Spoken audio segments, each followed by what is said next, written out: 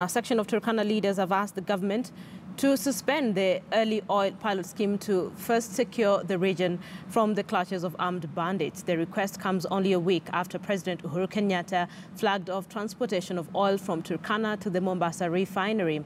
Turkana woman representative Joyce Emanikor and Turkana North Member of Parliament Christopher Nakuleo say the government should first deal with highway banditry on the Lodwar-Kitale Road, which they say are likely to disrupt oil transportation. A day after President Uhuru Kenyatta flagged off 4 trucks transporting oil in Lokichar, 3 people, among them a police reservist, were killed in Lokori, Turkana East. There are at least 8 oil fields, Turkana East and Turkana South, and the region has experienced persistent and protracted attacks between pastoralist communities.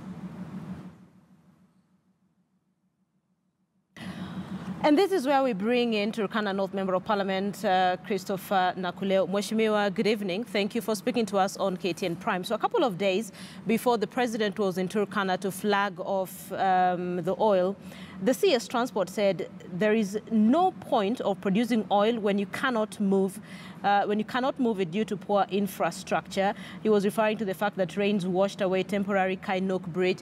But for you, it is more than just infrastructure. There are other concerns for you before this can become a reality for the residents of Turkana. What are the issues that you have with this entire project? Thank you so much, Linda.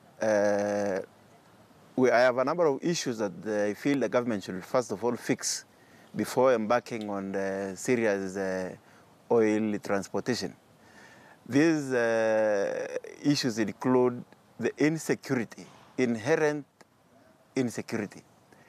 It is becoming very evident that the issue of insecurity is a major concern in Turkana, in the sense that even the locals themselves, where the oil is being extracted from, are still being attacked by the neighboring pockets. This issue of insecurity has had a very serious ramification to the locals.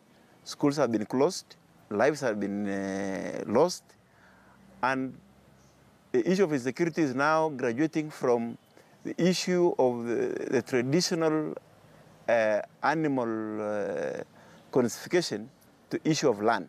Because our neighbors in West Pokot County and Baringo County, and even Southern Sudan and Ethiopia, have now discovered that there is a lot of oil in Turkana. And the easier they encroach, the better their fortunes to get oil. So the issue of insecurity remains paramount for the government to fix first, to create confidence in the host community, and also to create confidence in the international community, who are also the investors, and also to create confidence in the business community. The moment the security is fixed, then other factors will involuntarily come into place.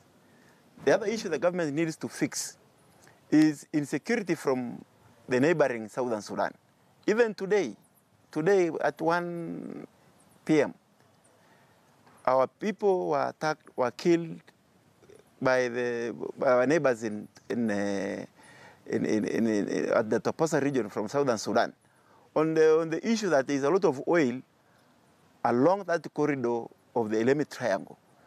So the moment now the government embarks on serious oil exploration and transportation, our neighbors will start encroaching, and it will be the start of serious conflict that the government of Kenya may not contain.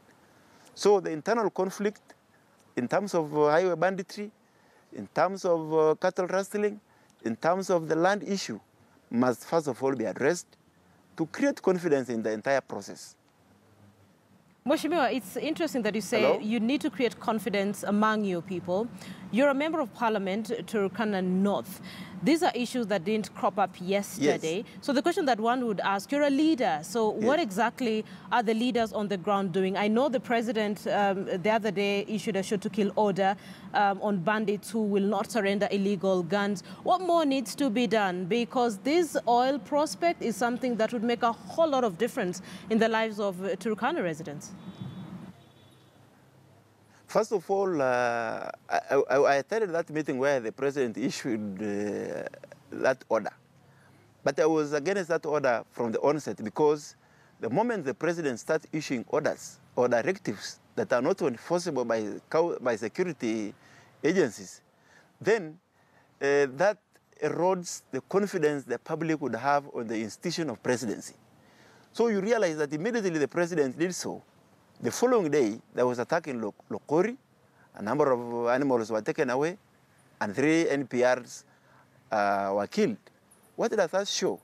That shows that there's no, the Kenyans do not attach any value at the institution of presidency, because the presidential order is a law by itself. But the moment it's not followed unto the letter, why should you issue it? So the president, if he wants to make sure that the Kenyans are law-abiding people and they stay in peace, okay, the president should make sure that he makes those directives that are enforceable. All right. Turkana North Member of Parliament, Christopher Nakuleo. Mheshimiwa, I'm sorry, because of time I have to cut you short, but thank you so much for your time and for speaking to us here on KTN Prime, speaking to us from Kajiado. We thank you for your input. This is a story that definitely we will keep focusing on. It touches on the lives of Turkana residents, and it's important for them as well, and the entire country, looking at the prospects.